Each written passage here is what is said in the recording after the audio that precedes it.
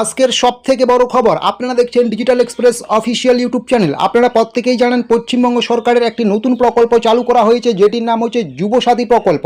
এই প্রকল্পের মাধ্যমে প্রত্যেকটা বেকার ছেলেমেয়েকে মাসিক 1500 করে টাকা দেওয়া হবে 21 বছর থেকে 40 বছর পর্যন্ত।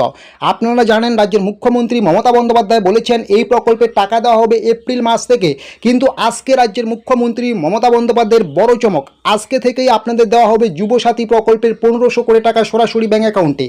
যারা আপনারা দুয়ারে সরকার ক্যাম্পে বা অফলাইনে ফর্ম জমা করেছেন, আপনাদের প্রত্যেকের ব্যাঙ্ক অ্যাকাউন্টে আজকে রাত থেকেই ঢুকবে যুবসাথী প্রকল্পের 1500 করে টাকা সরাসরি ব্যাঙ্ক অ্যাকাউন্টে।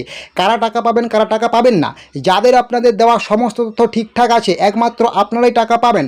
যারা কোনো ফেক বা ভুল তথ্য দিয়েছেন আপনাদের এই মুহূর্তে টাকা ঢুকবে না। পরবর্তীতে আপনাকে নতুন করে আবার যুবসাথী প্রকল্পে আবেদন করতে হবে সঠিক তথ্য দিয়ে, তারপরেই আপনি পাবেন প্রত্যেক মাসে 1500 করে টাকা সরাসরি ব্যাঙ্ক অ্যাকাউন্টে।